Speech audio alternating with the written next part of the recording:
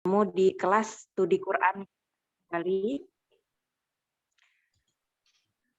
Kemudian yang akan presentasi pada sore ini yaitu Ustadz Aminuddin dan Ustazah Erna, yang mana terdapat 3 sesi. Yang pertama adalah penjabaran dari beliau, kemudian yang kedua pertanyaan, 2 pertanyaan, selanjutnya 2 pertanyaan kembali, dan selanjutnya akan dijabarkan atau diberikan masukan dan tanggapan oleh dosen kita Ustadz Muhyiddin. Ya, demikian sesinya. Baik, mari kita buka sesi pertama, yaitu penjabaran dan penyampaian dari Ustadz Aminuddin, kemudian juga Ustazah Erna. Kepada beliau, kami persilahkan. Baik, terima kasih Ustazah Ardini. Assalamualaikum warahmatullahi wabarakatuh. Waalaikumsalam warahmatullahi wabarakatuh. A'udzubillahi minasyaitonirrajim. Bismillahirrahmanirrahim. Alhamdulillahirabbil wassalatu wassalamu ala asyrofil anbiya'i wal mursalin sayyidina wa maulana Muhammadin wa ala alihi wa sahbihi ajma'in wa ba'du. Yang saya hormati Bapak Dr. Muhyiddin, yang insyaallah selalu dilindungi oleh Allah Subhanahu wa taala, dan terima kasih kepada moderator Ustazah Hardini MPD, dan tak lupa juga kepada rekan saya makalah atau materi pada sore hari ini yaitu Ustazah Erna Lutfijah, dan tak lupa kepada Ustadz dan Ustazah MPI 2 yang selalu saya cintai dan saya hormati. Alhamdulillah di kesempatan sore hari ini insya Allah saya akan membawakan materi tentang tafsir, takwil, dan terjemah. Dan insya Allah di sini rekan saya juga, Ustadz saya juga, yaitu Ustadz Muhammad Tasbih juga sudah siap. Bismillahirrahmanirrahim. Langsung saja materi-materi akan saya presentasikan di sore hari ini.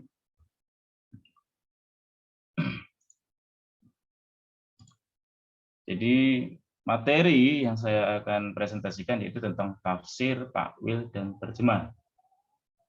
Ada apa sih dengan tafsir, takwil, dan terjemah ini? Marilah kita bahas bersama-sama. Mohon maaf saya tidak pakai PowerPoint, tapi pakai file PDF seperti ini, karena biasanya kalau pakai PowerPoint seperti ini, kalau HP ataupun laptop yang tidak support dengan file seperti ini tidak masuk, atau biasanya itu putus-putus seperti itu. Baik, Stamir, saya lanjut.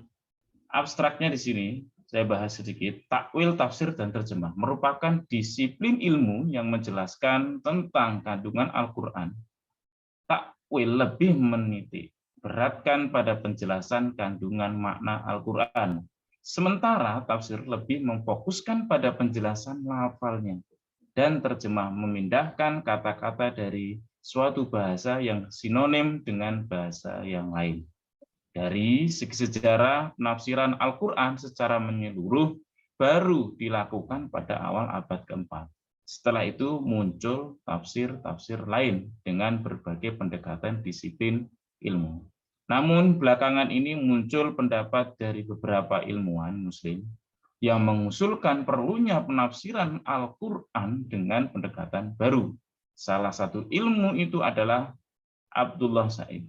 Dalam kaitan ini, Said melihat bahwa dewasa ini telah terjadi perubahan yang signifikan dalam sejarah manusia. Sebab itu, menurutnya perlu adanya upaya pendekatan kontekstual dalam menafsirkan Al-Quran. Nah, penafsiran pendekatan kontekstual yang dimaksud adalah, saya langsung ke ini ya, latar belakangnya dulu. Jadi Al-Quran merupakan pedoman hidup bagi umat Islam karena Al-Quran berbahasa Arab. Tidak dipungkiri dari ayat-ayatnya masih banyak yang bersifat global sehingga tidak bisa dipahami secara tekstual. Untuk itu perlu penerjemahan dan penafsiran sehingga Al-Quran bisa dipahami secara tekstual. Nah, dalam menafsirkan ayat-ayat Allah Subhanahu wa taala yaitu Al-Quran tidak boleh ditafsirkan sesuka hati karena ada tata cara dan undang-undangnya dalam menafsirkan Al-Quran. Misalnya dalam rangka menafsirkan kata-kata yang aneh ya, atau ganjil, atau mentakwilkan susunan kalimat. Nah, Al-Quran merupakan petunjuk bagi seluruh umat manusia. Di samping itu, dalam ayat dan surat yang sama, diinformasikan juga bahwa Al-Quran sekaligus menjadi penjelasan bayinat. Jadi petunjuk tersebut sehingga kemudian mampu menjadi pembeda antara yang baik dan yang buruk. Disinilah manusia mendapatkan petunjuk dari Al-Quran. Manusia akan mengerjakan yang baik dan akan meninggalkan yang buruk atas dasar pertimbangannya terhadap petunjuk Al-Quran. Oke, saya lanjut aja. Untuk pembahasan tafsir, takwil, dan terjemah di sini. Yang pertama, pengertian tentang tafsir. Diambil dari kata fasoro yufasiru tafsirot yang berarti keterangan, penjelasan atau uraian. Secara istilah tafsir berarti menjelaskan makna ayat Al-Qur'an. Tafsir menjelaskan makna ayat Al-Qur'an. Keadaan kisah dan sebab turunnya ayat tersebut dengan lafaz yang menunjukkan kepada makna zahir. Nah, pengertian tafsir menurut beberapa ahli. Menurut Al-Jurjani, tafsir adalah penjelasan makna ayat keadaannya, kisah dan sebab yang karenanya ayat diturunkan, dengan lafaz yang menunjukkan kepadanya dengan jelas sekali. Menurut Az-Zarkashi, tafsir ialah suatu pengetahuan yang dapat dipahamkan yang diturunkan kepada Nabi Muhammad SAW, menjelaskan maksudnya, mengeluarkan hukum-hukumnya dan hikmahnya. Menurut Al-Kilbi, tafsir ialah mensyarahkan Al-Quran, menerangkan maknanya, dan menjelaskan apa yang dikehendakinya dengan nasnya atau dengan isyaratnya ataupun dengan najwahnya. Menurut Syekh Thorir, tafsir ialah mensyarahkan lafaz yang sukar dipahamkan oleh pandangan atau pandangan dengan uraian yang menjelaskan maksud dengan menyebut muradifnya atau yang mendekatinya, atau ia mempunyai kepadanya melalui ilmu tafsir. Jadi ilmu tafsir ini tidak boleh sembarangan atau siapapun yang seenak sendiri untuk mentafsirkannya. Jadi ada namanya metode tahlili, ada metode tafsir ijmali, ada metode muqarrib, ada metode maudhu'i di sini. Ini penting, harus paham dulu untuk menjadi mufassir, seorang yang menjadi penafsir. Ya. Mungkin ini perlu saya bahas dulu ya, apa namanya di metode tahlili ini dan yang lain. Pasti akan menjadi pertanyaan di situ nanti.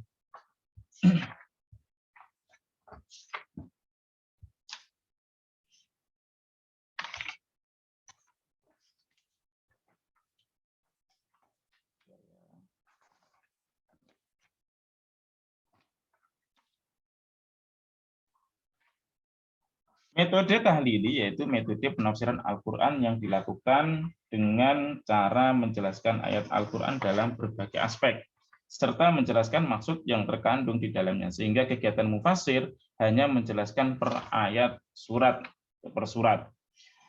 Makna lafaz tertentu, susunan kalimat, persesuaian kalimat satu dengan kalimat yang lain, asbabun nuzul yang berkenaan dengan ayat yang ditafsirkan. Ini metode tahlili. Ya, metode tahlili disebut juga metode tafzi'i atau parsial yang banyak dilakukan oleh para mufassir salaf, dan metode ini oleh sebagian penganut dinyatakan sebagai metode yang gagal, mengingat cara penafsirannya yang parsial juga tidak dapat menemukan substansi Al-Quran secara integral. Dan ada kecenderungan masuknya pendapat mufassir sendiri, mengingatkan pemaknaan ayat tidak dikaitkan dengan ayat lain yang membahas topik yang sama.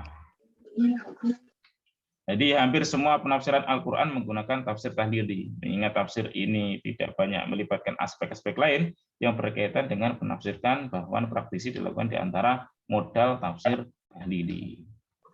Ada tafsir Al-Maraghi, ada tafsir Al-Quran, ini oleh Abu Fida Ibnu Katsir. Ya. Yang kedua di situ ada metode tafsir ijmali. yaitu metode penafsiran Al-Quran yang dilakukan dengan cara menjelaskan maksud Al-Quran secara global. Tidak terperinci seperti tafsir tahdiri, hanya saja menjelaskan atau penjelasan disebut secara global atau dengan ijmal. Ya, makanya dinamakan ijmali. Metode ini diterapkan agar orang awam mudah menerima maksud kandungan Al-Quran tanpa berbelit-belit, sehingga dengan sedikit menjelaskan seseorang dapat mengerti penjelasan hasil tafsir ini. Oke, saya langsung lanjut aja ke takwil ya. Untuk pengertiannya metode Muqarrin, metode Maudhu'i, insya Allah saya kirim juga nanti kalau sudah selesai ininya apa namanya makalahnya. Jadi pengertian takwil. Kata takwil berasal dari kata al-awwal yang berarti kembali atau ar-rujuk, ya. Atau dari kata al-ma'al yang artinya tempat kembali, al-masyir, dan al-akibah yang berarti kesudahan. Ada yang menduga bahwa kata ini berasal dari kata al-iyalah yang berarti mengatur, al-syiasyah secara istilah. Takwil berarti memalingkan suatu lafal dari makna zahir kepada makna yang tidak zahir, yang juga dikandung oleh lafal tersebut, jika kemungkinan makna itu sesuai dengan Alkitab dan As-Sunnah. Baik, saya jelaskan pengertian takwil menurut istilah Al-Jurjani ialah memalingkan lafaz dari makna yang zahir kepada makna yang muhtamil apabila makna yang mu'yamil tidak berlawanan dengan Al-Quran dan As-Sunnah.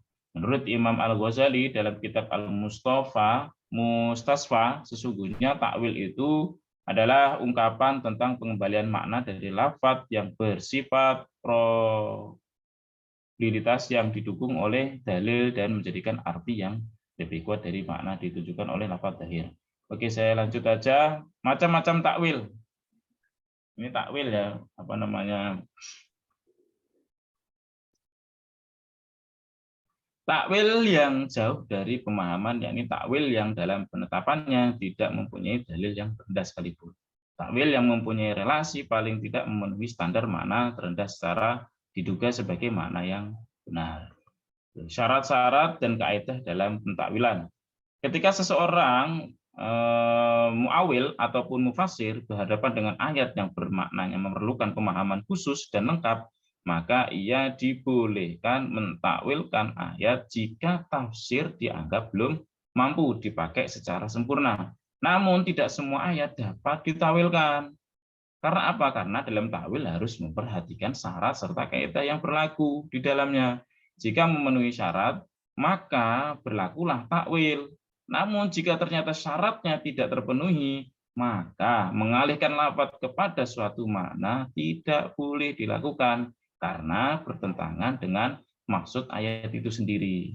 Nah, takwil terhadap teks-teks suci Al-Quran tidak boleh dilakukan secara serampangan, selain harus memperhatikan makna lain yang terindikasi dari 3 komponen makna asal, yakni bahasa secara lugawinya, kebiasaan penggunaan urfinya, dan kebiasaan pemakai syarak atau syar'i. Muawil ketika ingin beralih dari makna zahir sebuah lafaz kepada makna lain juga harus memperhatikan syarat-syarat yang telah ditetapkan.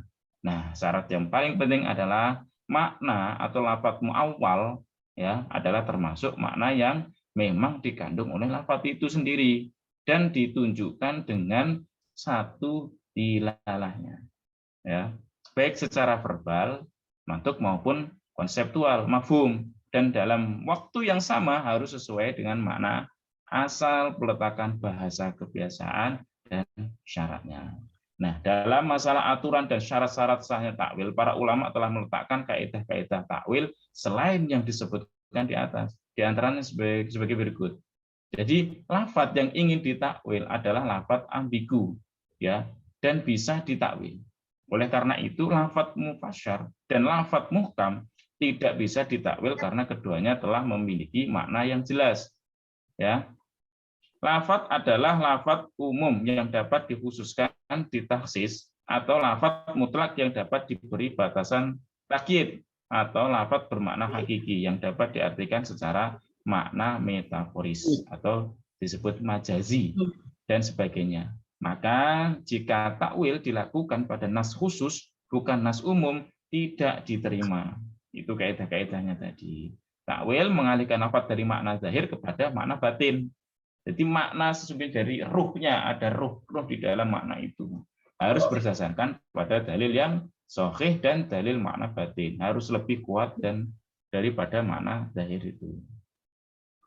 Takwil yang dihasilkan harus sesuai dengan makna bahasa Arab, makna syar'i atau makna urf, kebiasaan orang-orang Arab. Makanya ini penting sekali untuk paham tentang ilmu gramatika bahasa Arab, termasuk nahwu sharafnya. Misalnya menakwil Quran Surat Al-Baqarah ini dengan arti haid atau suci adalah takwil sahih karena sesuai dengan makna bahasa Arab untuk quru. Takwil yang tidak sesuai makna bahasa syar'i atau uruf tidak diterima, dan jika memang tidak ditemukan salah satu dari tanda yang 3 tersebut, maka diharuskan untuk mempergunakan lafaz dari segi kosakata yang rangkaiannya sesuai dengan maknanya yang zahir dan tidak diperbolehkan mengira-ngirakan adanya lafaz yang dibuang atau mahdzuf atau majas, atau saling mendahulukan dan mengakhirkan, atau takdim atau takhir, atau yang mengkhususkan, yang umum, atau bentuk-bentuk lain yang keluar dari makna hakikat kebiasaan. Hanya karena alasan prasangka takwil, sebab hal tersebut akan melampaui batas makna yang ditunjukkan lafaz zahirnya. Lanjut. Takwil tidak boleh menggugurkan nas syar'i lainnya karena takwil merupakan salah satu metode ijtihad yang bersifat zanni ya, sedangkan nas yang bersifat zanni tidak bisa mengalahkan nas yang bersifat qat'i ya. Seperti Quran surat Al-Maidah artinya seperti ini, kemudian dibaca kasrah oleh kalangan Syiah. Ini saya tidak kasih contohnya dulu ya, karena kemarin tak tulis tidak bisa. Laptop saya yang tidak bisa. Mereka memilih kasrah bukan fathah dengan belasan Arab ini, insya Allah nanti saya lanjutkan dulu. Orang yang hendak melakukan takwil harusnya berkualifikasi mujtahid yang memiliki bekal ilmu bahasa Arab dan ilmu syar'i serta memiliki jiwa keilmuan yang telah matang. Orang yang tidak memiliki kualifikasi tersebut dilarang melakukan karena akan terjatuh pada perbuatan yang dilarang, yaitu mengucapkan sesuatu tanpa ilmu. Ini ijtihadnya tidak diterima.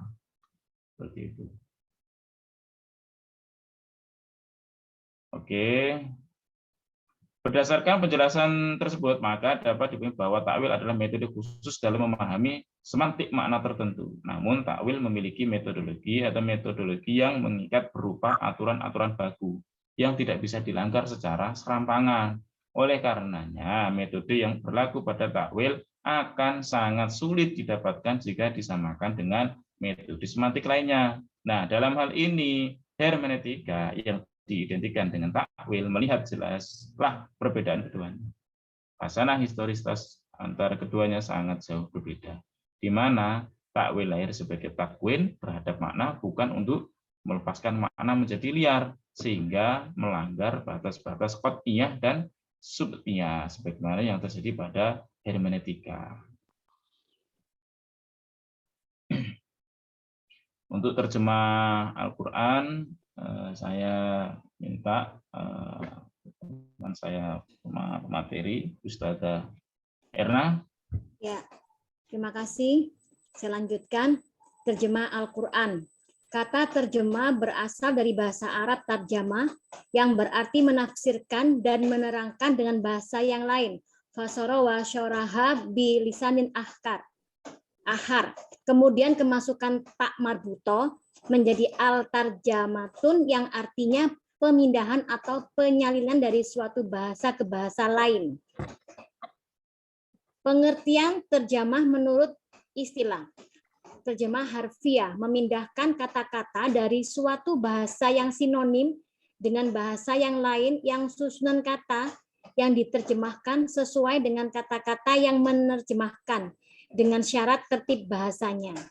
Terjemah tafsiriyah atau maknawiyah menjelaskan maksud kalimat pembicaraan dengan bahasa yang lain tanpa keterikatan dengan tertib kalimat aslinya atau tanpa memperhatikan susunannya. Ya, macam-macam terjemah. Ada terjemah interbahasa, yaitu terjemah yang disebut dengan mengungkapkan kalimat dengan redaksi yang berbeda, yaitu menjelaskan kata-kata dalam suatu bahasa dengan kata-kata berbeda dalam bahasa yang sama. Ada juga terjemah antar bahasa, yaitu terjemah hakiki, menjelaskan kata-kata atau simbol-simbol dengan simbol lain dari bahasa yang berbeda. Ada juga terjemah antar simbol atau transferensi, yaitu menerjemahkan simbol bahasa yang berupa kata-kata dengan simbol lain, seperti menerjemahkan kata kepala atau kata pedang dengan gambar kepala atau gambar pedang. Sementara Izzuddin Muhammad Najib menyuguhkan beberapa model terjemah ini, yakni terjemah setia atau harfiah, yaitu menerjemahkan dengan menyalin teks asli atau bahasa sumber secara linier, kata demi kata, tanpa perubahan struktur kalimat dan tanpa memperhatikan makna-makna istilah yang ada dalam bahasa sumber. Contoh, berkata kami, turunkanlah kalian semua dari jannah, yaitu dari surga secara semua. Mengulang-ulang Allah pada kata ihbitu supaya diatafkan kepada kita. Yang kemudian itu terjemah dengan perubahan.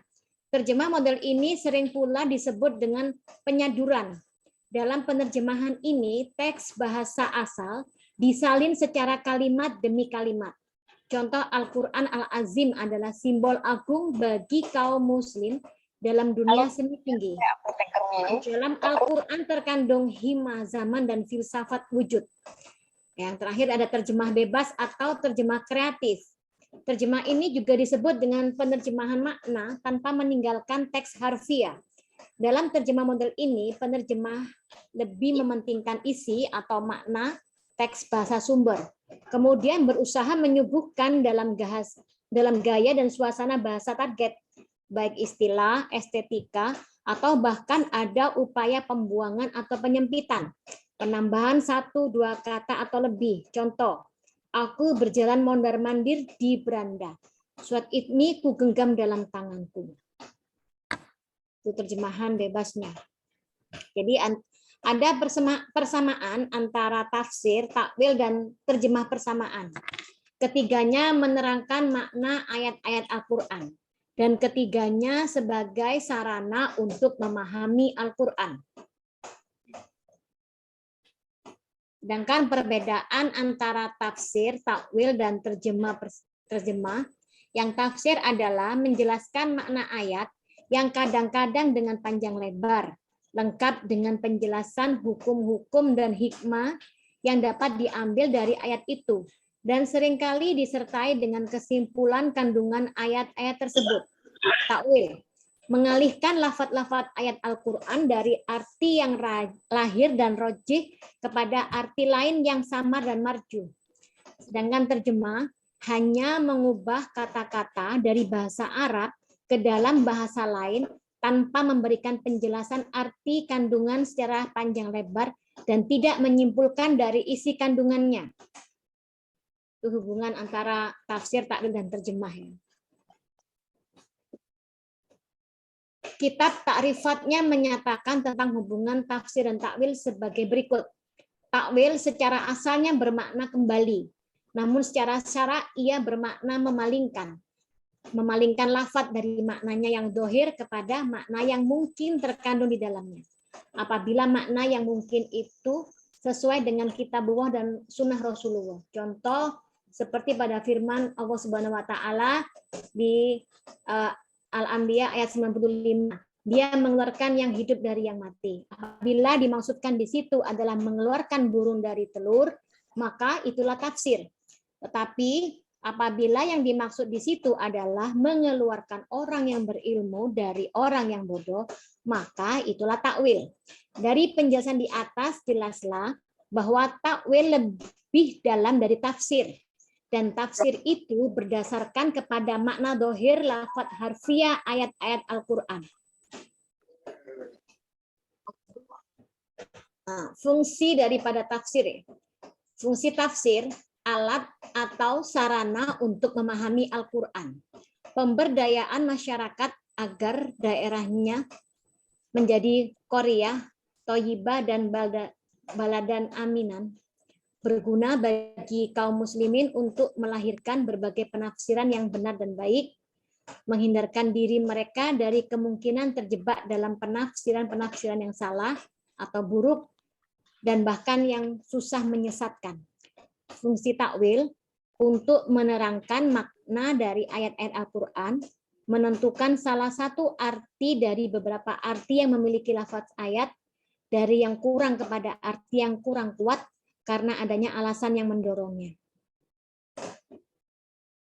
Sedangkan fungsi terjemah mengalihkan atau memindahkan suatu pembicaraan dari suatu bahasa ke bahasa lainnya, atau menafsirkan suatu kalimat dengan menerangkan maksud yang terkandung dalam bahasa yang dipahami.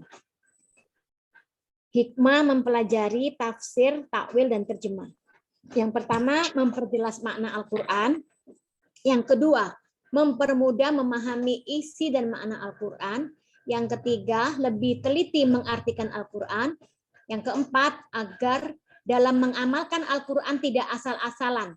Karena di mana jika kita sudah memahami tulisan Al-Quran serta terjemahannya, akan lebih mudah untuk mengamalkannya. Jadi kesimpulannya adalah, Al-Quran sebagai hudan linnas, hudan lil muttaqin, maka untuk memahami kandungan Al-Quran agar mudah diterapkan dalam pengamalan hidup sehari-hari, memerlukan pengetahuan dalam mengetahui arti maknanya, takwil dan tafsirnya sesuai dengan yang dicontohkan Rasulullah, sehingga kehendak tujuan ayat Al-Quran tersebut tepat sasarannya. Terjemah, tafsir, dan takwil diperlukan dalam memahami isi kandungan ayat-ayat Al-Quran yang mulia. Pengertian terjemah lebih simpel dan ringkas karena hanya merubah arti dari bahasa yang satu ke bahasa yang lainnya.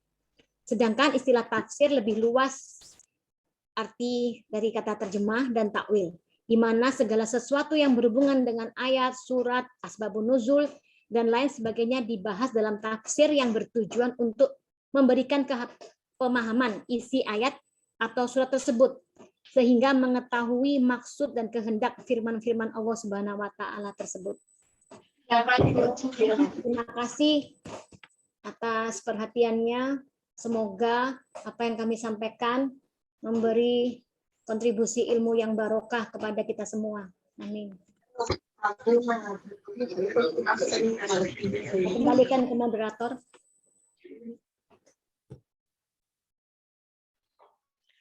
Ya, terima kasih banyak untuk penyampaian dari Ustadz Aminuddin, kemudian Ustazah Erna. Baik, kita memasuki sesi kedua, yaitu 2 pertanyaan. Maka kami buka untuk sesi pertanyaan. Silakan pada Ustadz yang lain, apabila ada pertanyaan atau memberikan masukan, silahkan Ustazah. Bukunya apa?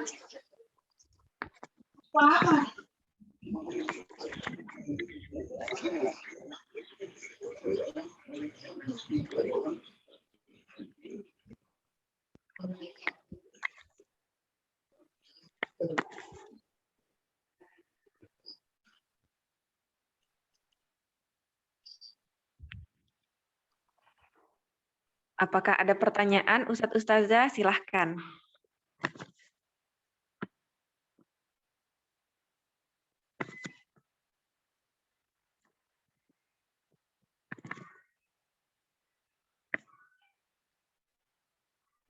Jalan, Pik. Start nih, jalan, Pik. Ayo lah, buat temenan. Temenan aja. Oh, Mungkin Ustadz Zainuddin sepertinya ingin mengeluarkan pertanyaan yang gemilang. Atau Ustadz Saifuddin. Kalau Ustadz kami, Ustadz Muammar Tasbih. Pakai kartu tol mohon. Pakai kartu tol. Ustazah Emilia. Ustazah Dita. Pernah ke itu kartu tol kan? Yang anu tas itu kan? Yang tas laptop bukan ini. Kira kapan? Rasal. Kartu tol. Silahkan Ustadz Ustazah. Ustazah Hardini. ini kartu tol Ya. kan? Saya membuka. Silakan Ustaz.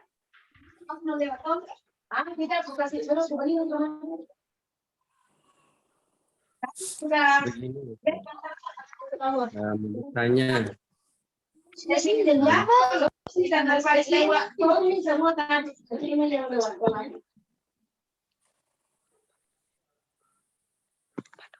Ini mau bertanya. Tadi saya kira untuk tafsir, takwil, tarjamah itu sudah cukup gamblang ya, sehingga teman-teman paham semua dan tidak perlu bertanya lagi. Cuma saya bertanya di luar daripada hal itu, tapi mungkin menyerempet. Saya pernah ditegur sama guru saya, bilang begini, haram hukumnya nulis Al-Quran pakai tulisan Latin Indonesia. Gitu, bukan diterjemahkan, tapi misalnya Alhamdulillah ditulis pakai huruf A, L, H, M, D, dan seterusnya. Ada seperti itu. Pernah saya ditegur seperti itu. Alasannya adalah ketika ditulis dengan huruf Latin, itu maka hukum tajwidnya kita tidak bisa tahu. Satu. Kemudian makna daripada kata-kata tersebut kita tidak bisa tahu karena ditampilkan dengan huruf-huruf Indonesia kan, huruf abjad Indonesia, huruf kapital, huruf Latin Indonesia. Itu alasannya. Namun dalam hal ini saya bawa ke forum, adakah pendapat lain, bolehkah atau tidak? Tapi jelas waktu saya mengajar MTS itu, sengajar tahfiz, 25 muridnya yang bisa ngaji cuma 5. Nah, sementara yang harus menghafal. Jadi gimana cara? Memang ada Latin dan dia baca tulisan Latinnya. Ketika dia sudah hafal dengan membaca tulisan Latinnya, amburadul. Jadi nggak ketahuan mana tajwidnya, mana dengung, mana panjang. Pokoknya dia baca sakarmu dewe gitu. Kata orang Jawa. Semau-maunya dia, maka memang ada pada prakteknya memang ada beberapa hal negatif yang saya temukan di lapangan ketika anak-anak itu tidak mampu membaca Al-Quran, kemudian dia membacanya itu menghafalnya menggunakan tulisan Latin. Nah, saya waktu itu ditegur, haram hukumnya menulis, entah haramnya haram tarbawi, hanya haram sekedar. Pada saat itu pendidikan buat saya, atau mungkin ada memang pendapat-pendapat yang lain yang sekiranya bisa kita ketahui bersama. Dan untuk Ustazah Erna, Ustadz Amin Al-Mukarram, saya berangkat dari sebuah ketidaktahuan. Jazakumullahu khairan. Afwan Ustadz, terima kasih banyak atas pertanyaannya. Yang mana pertanyaan ini juga sepertinya sudah dialami oleh kita semua, karena di kehidupan sehari-hari sama, dan ini juga jadi pertanyaan kita bersama seperti itu.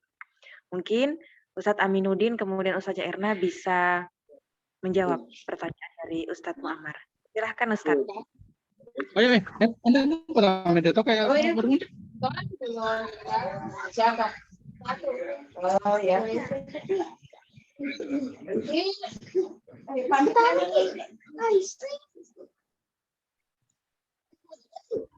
Mungkin Ustazah Erna mau menjawab dulu. Saya persilakan. Saya menjawab dengan pengetahuan saya yang sedikit ini ya. Menurut saya pribadi memang, dan dari pengalaman juga ya, kalau kita menulis Al-Quran, membaca Al-Quran dengan membacanya pakai huruf Latin, bukan huruf hijai ya, memang sedikit membingungkan karena translasinya itu juga berbeda.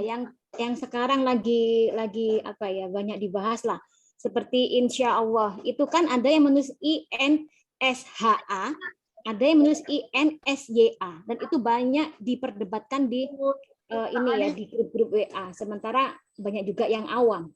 Nah, itu kan juga menjadikan kita itu bingung. Sya apa so kan gitu. Sementara kan kalau di dalam ejaan resmi Indonesia semestinya kalau shin itu pakai SY. Kalau shin pakai SH itu kan ejaan bahasa Inggris. Jadi memang akan membingungkan, yaitu shinkah, sotkah, apa sakah itu berbeda memang. Terus juga akan rancu gimana kita mau membaca secara hukum tajwid sementara tulisannya tulisan Indonesia, tulisan Latin. Jadi memang kalau masalah hukumnya saya mungkin baru dengar kali ini ada hukuman haram, tapi kalau memang dari sisi kebaikannya jelas sangat baik sekali kalau memang dibilang tadi sama Ustadz Muammar haram tarbawi ya.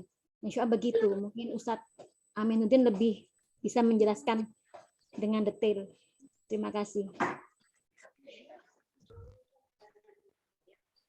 Baik, selanjutnya kepada Ustadz Aminuddin kami persilahkan.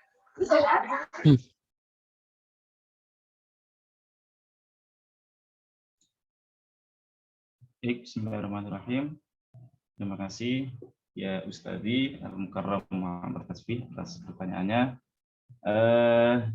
Saya di sini melihat dari ini ya, dari masyarakat ya, dari Al-Quran itu dalam menerangkan hukum itu memakai ini masalah hukum dulu ya. Jadi ini juga menurut ilmu yang ada dalam Al-Quran yang saya pelajari juga. Tapi di sisi itu Al-Quran juga tidak memberatkan umatnya di sisi itu, karena jadi gini, saya juga ada kasus seperti ini. Jadi ada orang baru masuk mu'alah, dia tidak bisa kalau langsung membaca Al-Quran, tentu tidak bisa. Tentu sedangkan dia pengen membaca Al-Quran, nah gimana caranya? Nah dengan itulah cara tersebut. Ya, sebutkan dalil bahwa perintah dalam Al-Quran sifatnya mempermudah, tidak mempersukar ya, tidak mempersulit. Wa ma ja'ala 'alaikum fid-dini min harajin. Itu di surat Al-Hajj ayat ke-78. Insyaallah. Dan dia sekali-kali tidak menjadikan untuk kamu dalam agama suatu kesempitan. Insyaallah itu dulu ya, untuk biar tidak ini dulu. Membahasakannya nanti jauh. Jadi Allah itu tidak mempersulit gitu. Saya juga melihat bahwasanya ada anak kecil yang memakai Latin. Membaca Latinnya akhirnya anak kecil itu bisa membaca Al-Fatihah. Nah, anak-anak kecil ini kan baru belajar Iqra pakai metode-metode itu, baru alif, ba, ta, jim, ha, kha. Itu kan baru itu. Nah, sedangkan kadang-kadang ada juga hafalan dari gurunya. Baru ditanyain di sekolah, kamu jilid berapa? Baru jilid 4, Pak. Ya udah besok hafalin, niatnya wudu, niatnya sholat. Lah gimana mereka dengan membaca Arab tersebut? Kalau bukan dengan itu tadi, Latin-Latinnya itu. Nah, di sisi lain, Al-Quran itu menerapkan hukum, yaitu 4 sistem. Antara lain adalah bersifat tegas. Ya, Al-Quran itu tegas. Al-Quran tegas tidak memungkinkan kita beristihad seperti hukum yang berkenaan dengan sholat, zakat, puasa, dan lain-lain. Yaitu tidak seberapa terang maksudnya, perintah dan larangan terang maksudnya diiringi dengan tarhib dan tarhib. Mengulang-ulangi sesuatu hukum di beberapa tempat. Ya, atau bisa juga ada nanti 3 macam uslub ya, ada uslub juga itu dibahas dalam ini. Nah, saya kenapa kok membahas ini? Karena apa? Dalam Al-Quran itu banyak sekali. Ketika satu huruf, ketika itu membacanya aja salah, harokat dari harokatnya itu salah. Dulu kan tidak ada harokat, sekarang sudah ada harokat. Salah aja satu huruf salah, itu bahaya sekali. Seperti ada pernah saya itu sholat di masjid, mungkin imamnya itu tak tanyakan, akhirnya dia ya niatnya itu membacanya itu ya ghairil, seperti ini, ghairil maghdubi alaihim waladhdallin, dia bacanya ghairil, tapi kedengeran di suara speaker mic-nya itu khairil. Nah ini kan bahaya sekali itu. Tak tanyain setelahnya ini, karena apa tidak sekali 2 kali saya cek lagi, besoknya kayak gitu lagi, besoknya kok gini terus ya. Saya janggal akhirnya dengan imam itu, saya tanyakan dengan bacaan itu. Niatnya dia juga saking hati-hatinya, ghairil. Sampai jadi khairil, itu kan bahaya sekali, artinya sudah jauh kayak gitu. Nah, apalagi dengan tulisan yang salah. Sedangkan kalau menurut guru saya itu juga haram hukumnya. Gitu kalau nulis Al-Qur'an dengan tulisan Latin. Betul Ustaz Muammar. Betul seperti itu. Karena apa? Karena seperti ini. Huruf Latin itu tidak aturan paten, termasuk tadi dijelaskan bahwasanya tajwidnya. Gimana menentukan tajwid dengan huruf-huruf Latin? Tidak ada hukumnya. Seperti dulu tulisan Soekarno dulu itu bukan seperti sekarang ini Soekarno pakai NO, tapi dulu Noe, pakai Noe, Soekarnoe, Soekarnoe. Kan tidak ada aturan paten. Nah, bahayanya di situ. Siapa tahu nanti di selanjutnya ini berkembangnya zaman ini ada perubahan-perubahan di huruf Latin. Sedangkan Al-Quran paten hukumnya sudah tegas seperti itu. Itu mungkin jawaban saya sedikit, nggak tahu banyak. Ustaz Wartaswi, mohon maaf kalau kurang berkenan. Terima kasih. Assalamualaikum warahmatullahi wabarakatuh. Lanjut Ustaz Adili.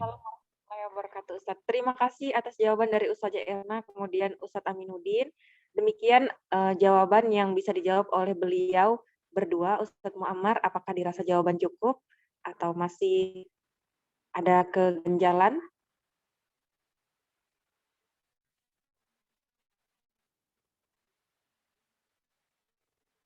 Ustadz Muammar?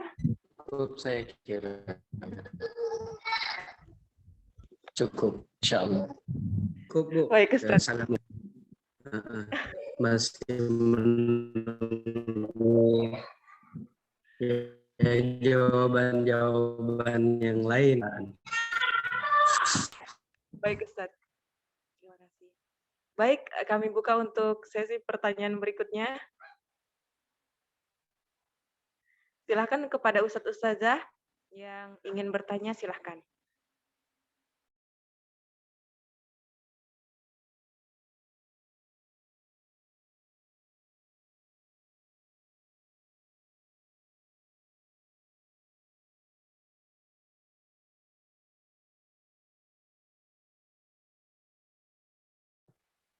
Taruh di sini, nah.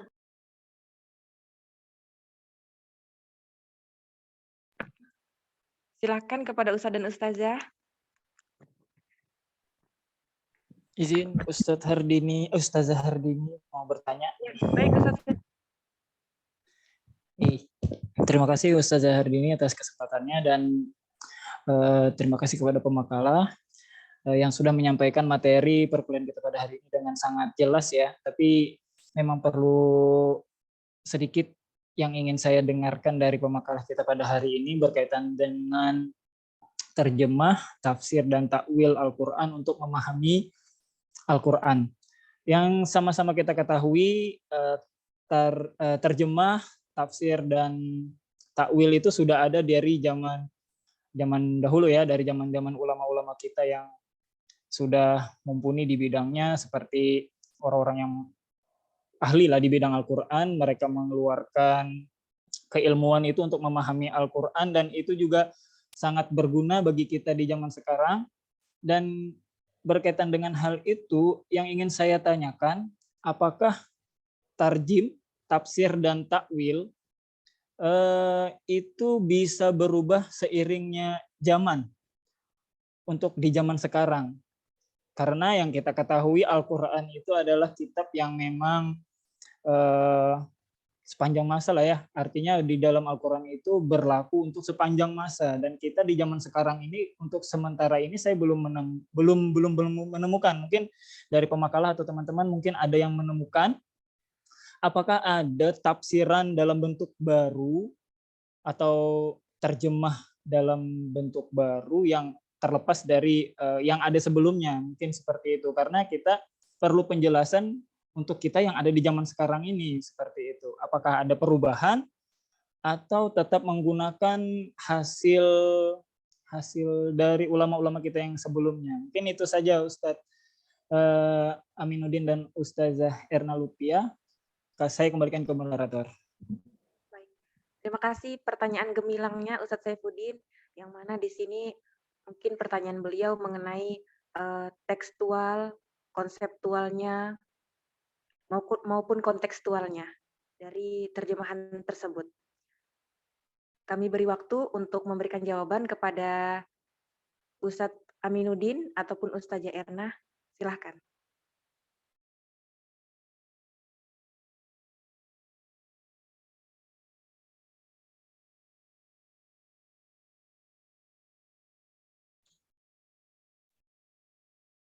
Ustazah Erna mau menjawab dulu? Saya persilakan. Kalau mau menjawab dulu. Ya, terima kasih. Insya Allah itu bisa berubah ya secara konseptual.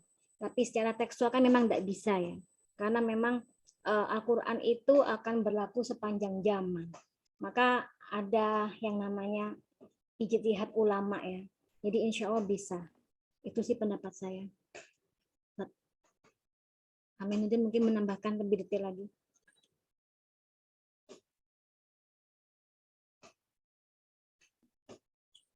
Jadi seperti ini, Ustadz Syaifuddin. Itu tadi sudah dijawab sedikit juga oleh Ustazah Erna, bahwasanya dalam arti kontekstualnya ya, seperti cara tekstualnya juga harus jelas. Karena apa? Di sini ilmu tafsir, untuk menafsirkan aja harus menjadi mufasir. Syarat-syarat mufasir itu juga harus jelas, yaitu paham tentang gramatika Arab, asbabun nuzul, dan yang lain-lain. Takwil juga ada syarat-syarat itu sudah saya jelaskan tadi, itu di PowerPoint-nya juga saya kirim takwilnya. Apakah nanti di selanjutnya ada perkembangan dari ilmu ini, karena ilmu Al-Qur'an kan luas gitu ya.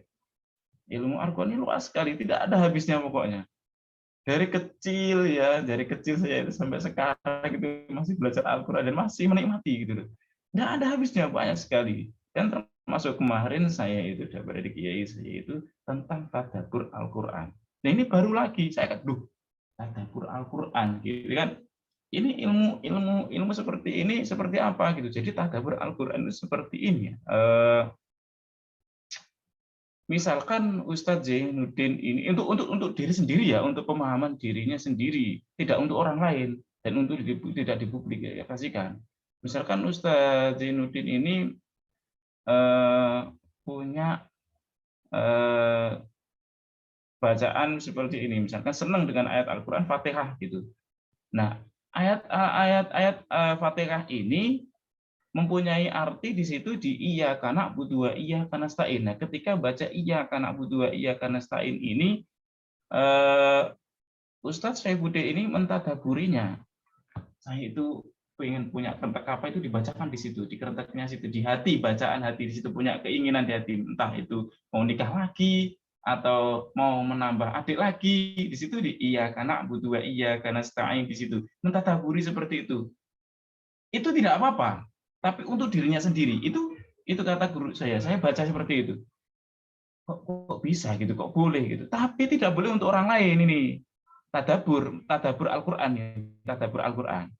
Untuk dirinya sendiri, tidak untuk orang lain dan tidak untuk diajarkan orang lain seperti itu. Tapi untuk dirinya sendiri. Itu tidak apa-apa. Nah, ini kan ilmu dalam Al-Qur'an. Nah, seperti itu jawaban saya, Ustadz Syaifuddin. Mungkin bisa diterima.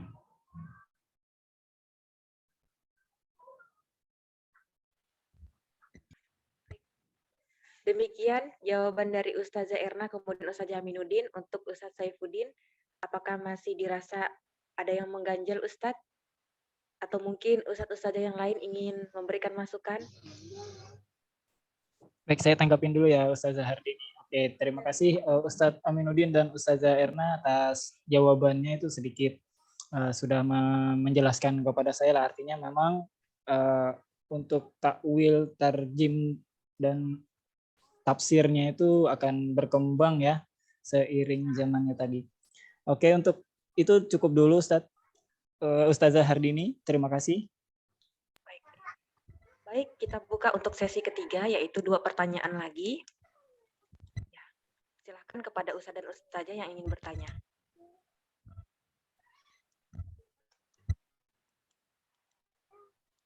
Dua pertanyaan lagi untuk sesi ketiga ini. Silakan kepada Ustadz dan Ustazah yang ingin bertanya.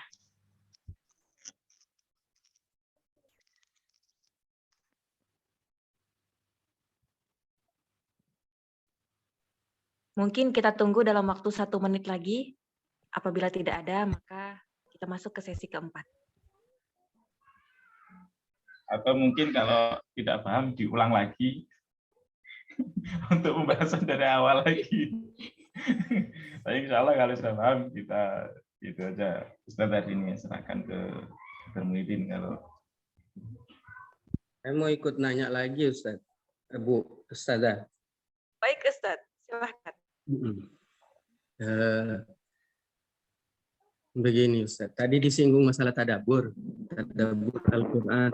Saya pribadi mengatakan diri saya itu tadabbur, tapi saya sudah tadabbur apa belum saya juga nggak tahu. Gitu. Nah, artinya saya mencoba kadang saya mencoba untuk mentadabburi Al-Quran ketika saya membacanya, tapi saya tidak tahu apakah level saya sudah sampai kepada mutadabbir, artinya orang yang sudah mentadabburi. Gitu.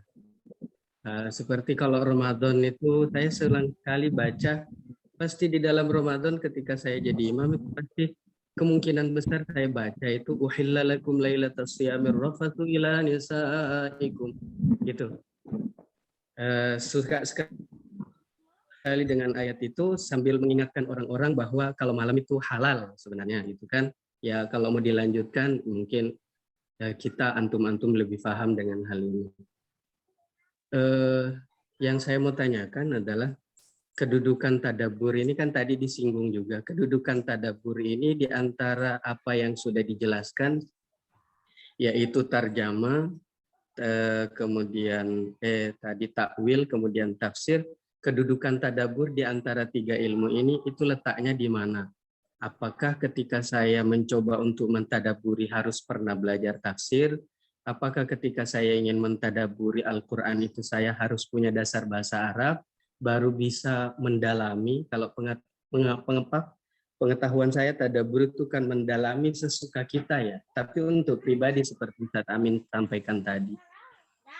Nah, untuk melakukan hal itu sebenarnya dengan ketiga ilmu ini letaknya di mana tadabbur ini? Apakah saya pernah belajar tafsir dulu atau dasar bahasa Arab dulu atau pernah membaca terjemahannya sehingga saya bisa berselancar di makna daripada ayat-ayat itu. Jadi pertanyaannya saya kembali, tadabbur itu dengan tiga hal yang tadi ini, terjemah, takwil dan tafsir, keberadaannya di mana? Dan untuk sampai kepada tadabbur ini saya harus melalui proses apa saja gitu. Jazakumullah khairan. Terima kasih Ibu. Terima kasih Ustaz Muammar, kembali lagi dengan pertanyaannya yang glowing, yang pastinya dijawab oleh Ustazah Erna dan Ustadz Aminuddin. Dan untuk satu pertanyaan Ustadz Muammar ini, kami beri satu pertanyaan lagi untuk Ustadz dan Ustazah yang lain. Apakah ada Ustadz dan Ustazah?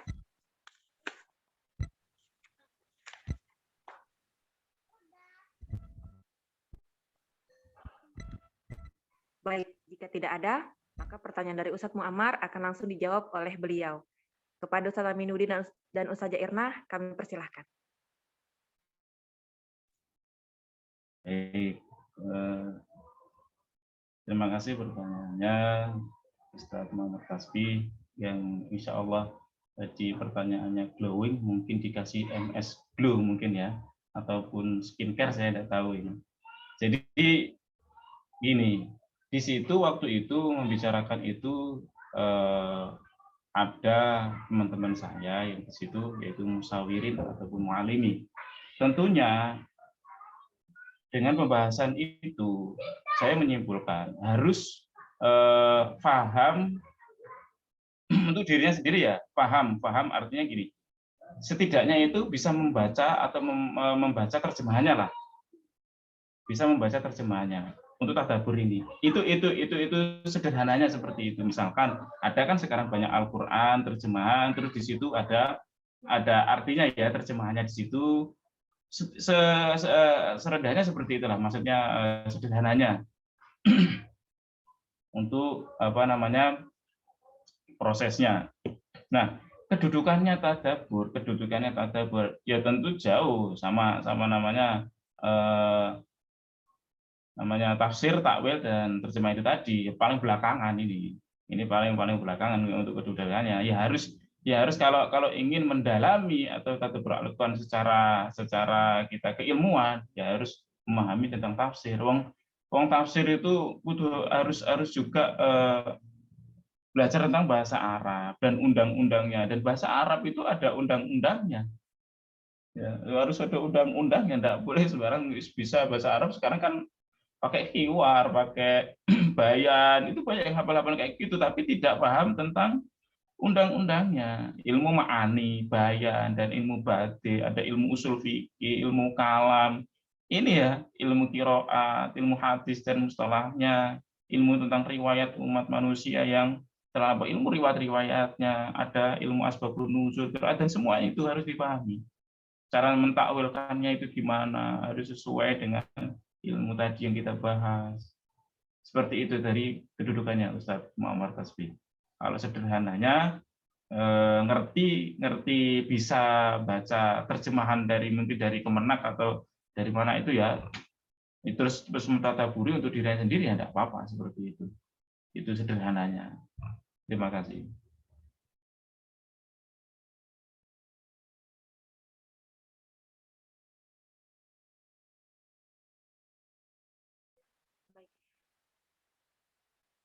Untuk Ustazah Erna, silahkan.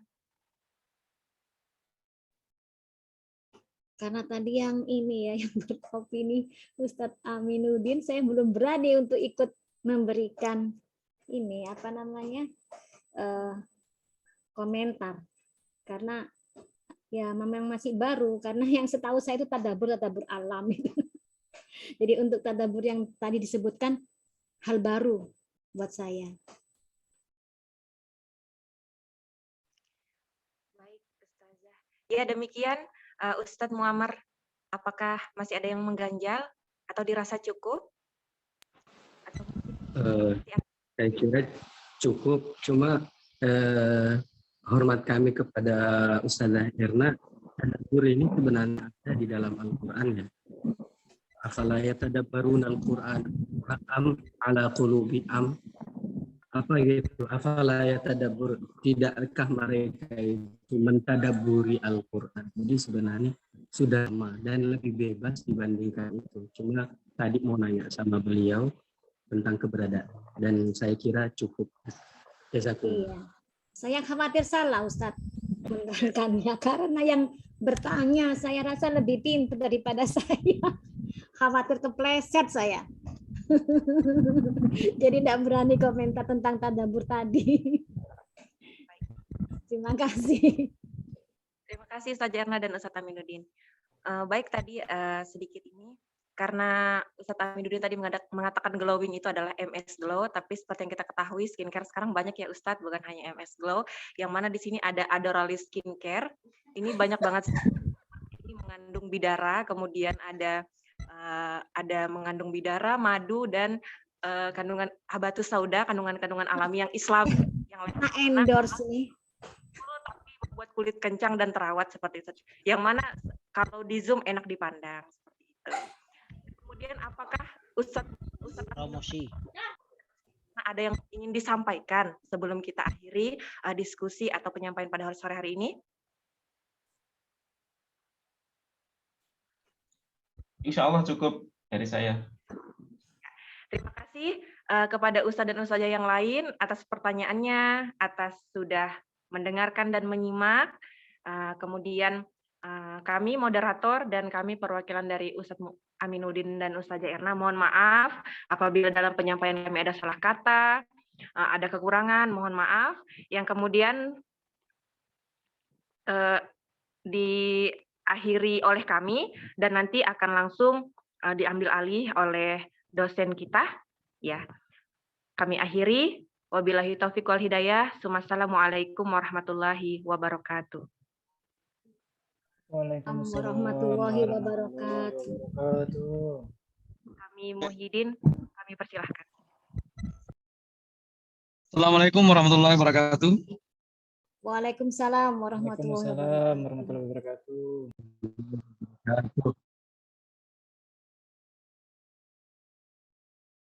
Assalamualaikum Sayyidina Muhammad wa ala alihi wa sahbihi ajma'in. Kalau pertanyaan yang pertama tadi menyangkut masalah bacaan-bacaan yang dibaca oleh sebagian umat Islam dalam huruf Latin. Saya kira memang agak berbeda ya ketika kita membaca Al-Quran dalam huruf Latin dengan membaca Al-Quran dengan Arabnya yang langsung. Kenapa? Karena perbedaan bahasa Indonesia dengan bahasa Arab saya kira jelas ya. Makanya sin dan shin saya kira sudah jelas beda. Antara dal, zad, dan zai, ya. Mungkin yang membaca Al-Quran dalam tahap ini mungkinlah yang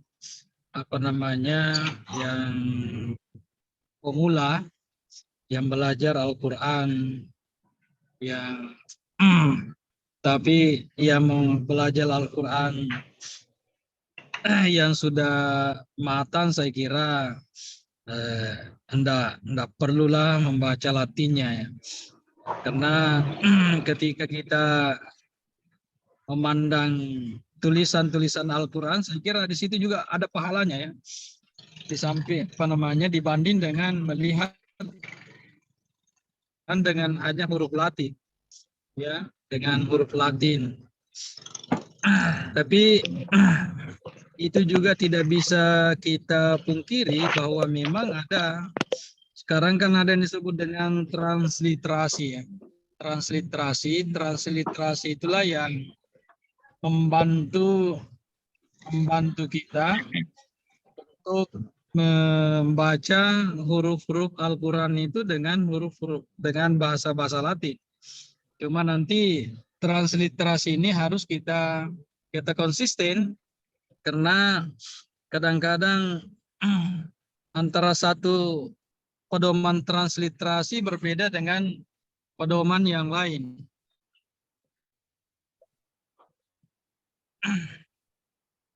Itu suara.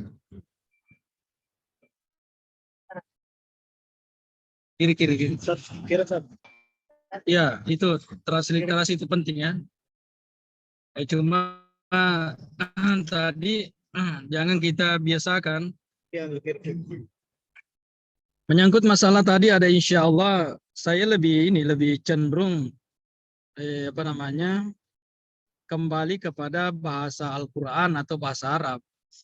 Kalau bahasa Indonesianya, bahasa Inggrisnya insya Allah kan beda dengan artinya insya Allah.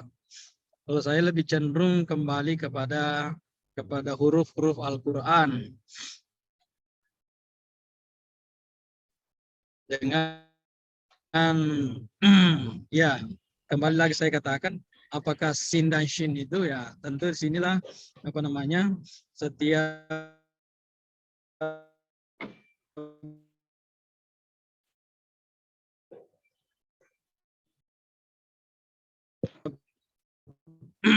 transliterasi itu punya, jangan kita hanya sampai di situ ya, hanya huruf Latin saja yang bisa dia baca, tapi dia tidak bisa baca huruf-huruf Al-Quran. Katakanlah pentahapan itu saya kira sangat penting.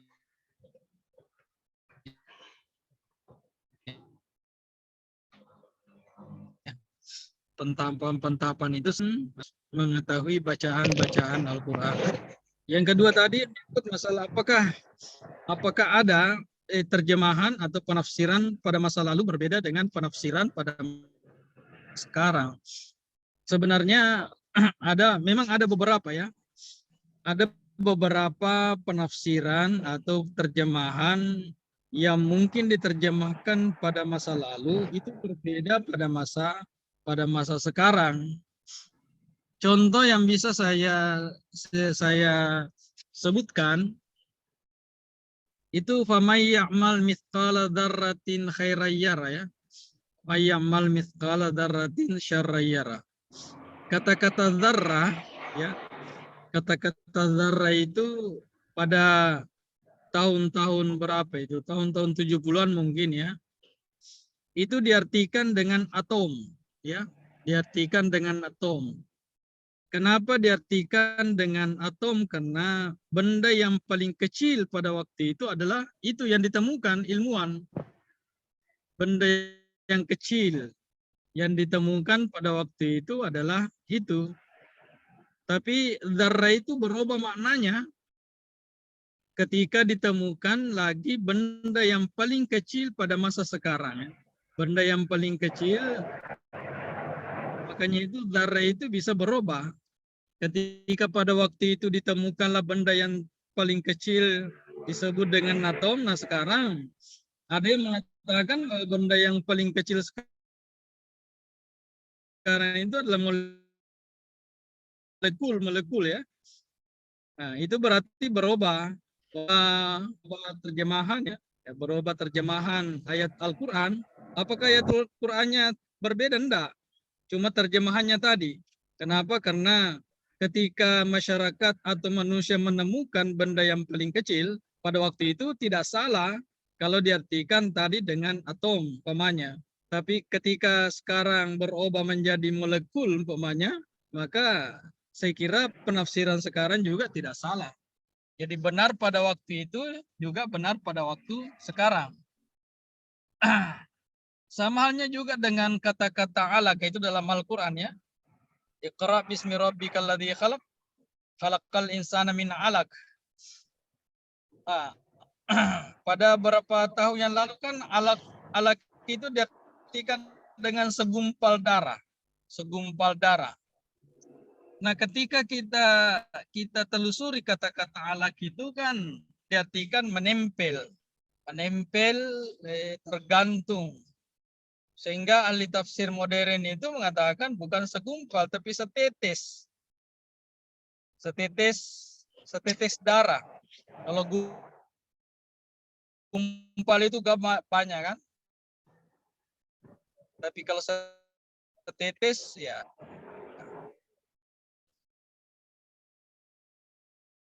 Nah, ini juga hanya masuk perubahan apa namanya?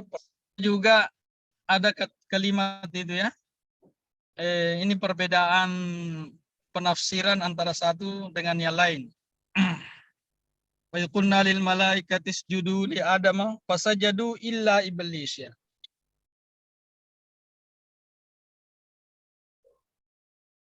Fasajadu illa iblis.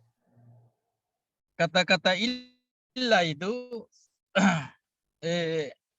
saya lihat ada dua pandangan yang berbeda antara satu dengan yang lainnya.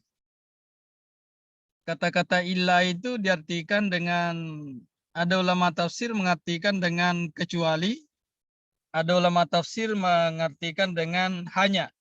Jadi ini berbeda ya. Mungkin bisa nanti dibaca dalam tafsirnya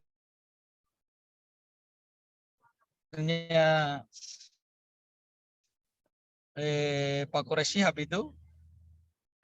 Dalam kaidah tafsir kaidah Pak Quraisy Shihab, illa ya, illa kunna lil malaikati isjudu li adama fasajadu illa iblis.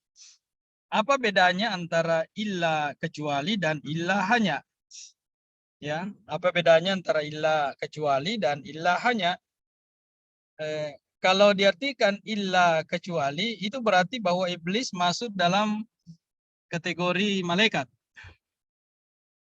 Ya, sedangkan kalau illa hanya, iblis tidak masuk golongan malaikat.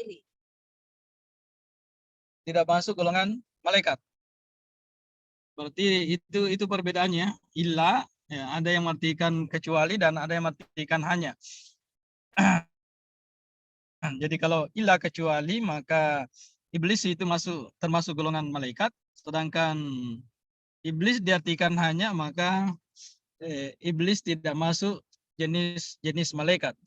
Di situ apa namanya perbedaan pemahaman antara ulama tafsir kita. Nah, gimana kita mentadabburi Al-Quran? Saya kira ini ya, tadabbur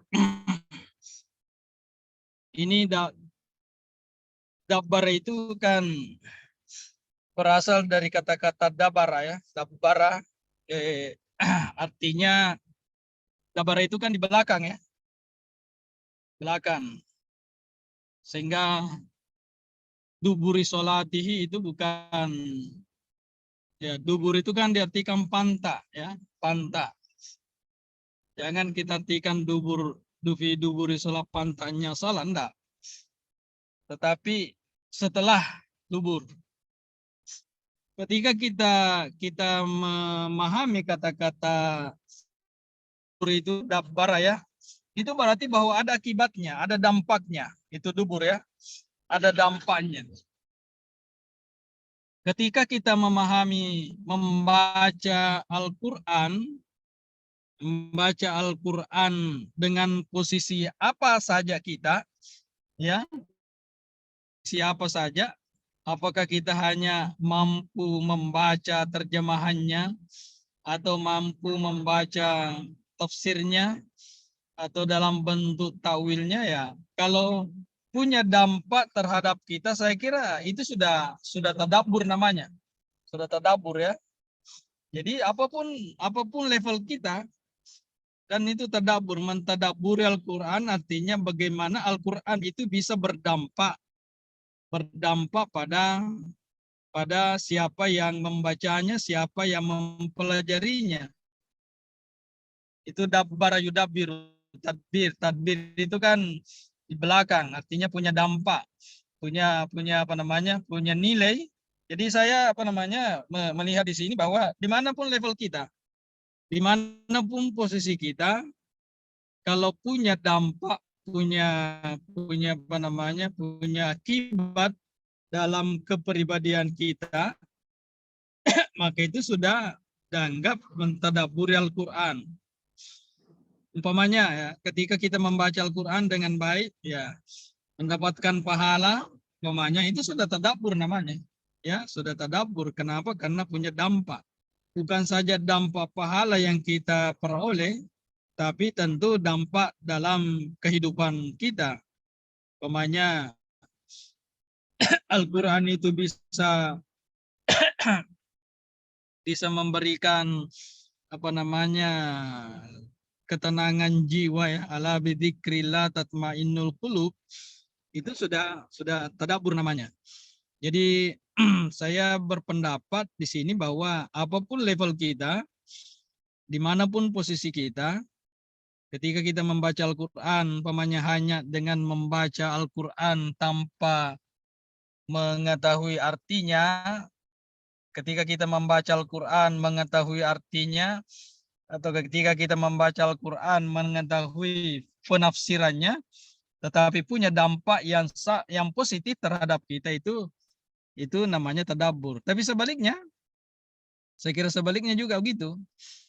Ketika kita hanya mempelajari Al-Quran, tetapi mungkin tidak punya dampak apa-apa, apalagi tidak punya dampak pahala ya, ini namanya tidak masuk pada level tadabbur.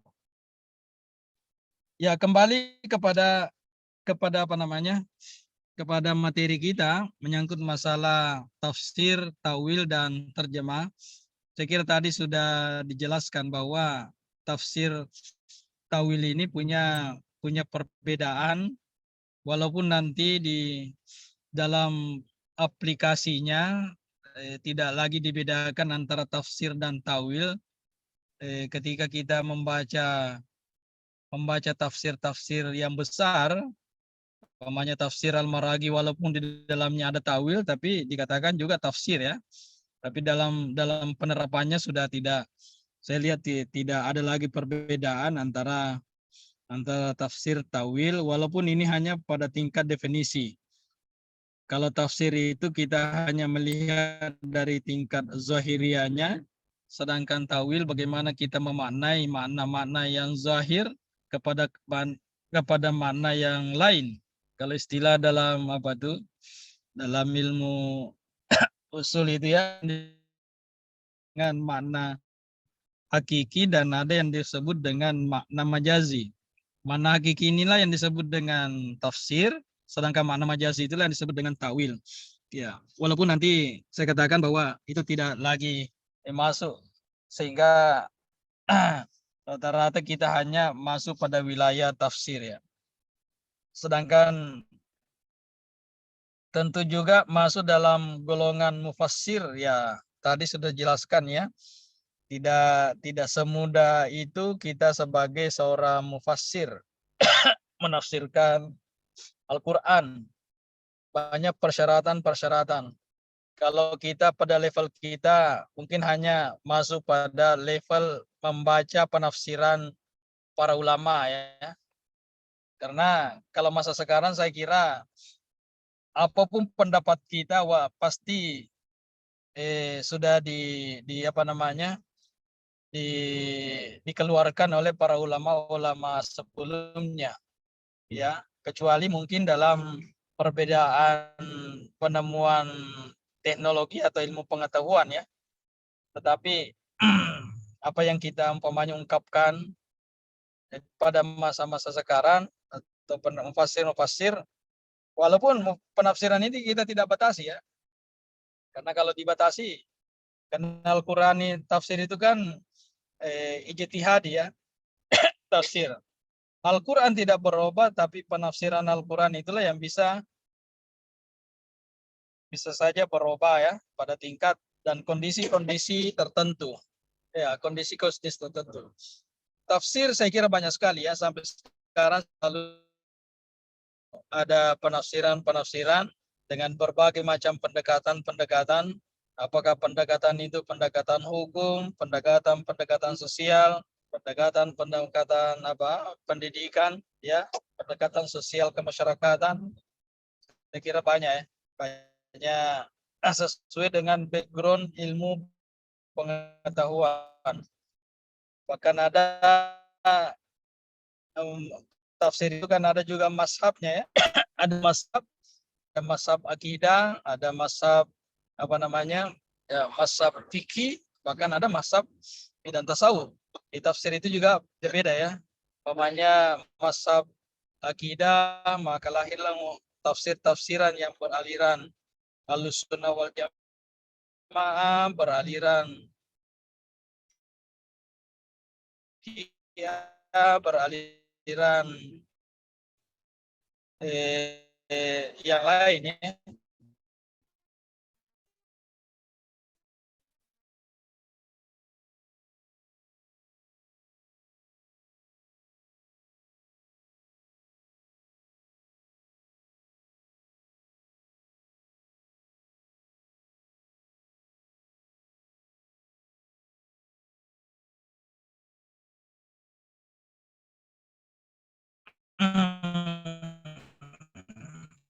Ya.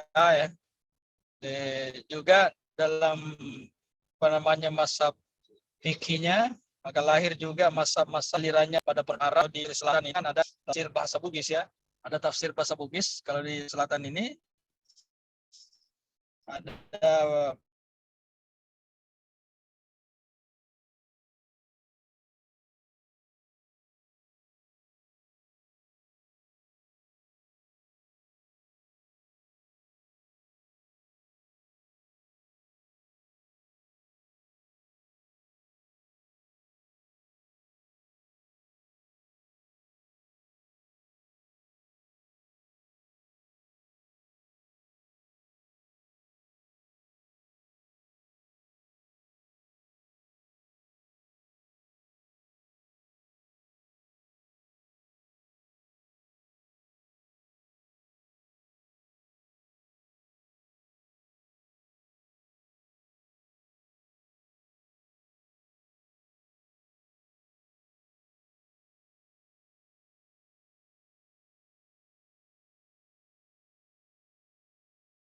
Indonesia, saya kira banyak ulama-ulama kita ya yang menafsirkan Al-Quran.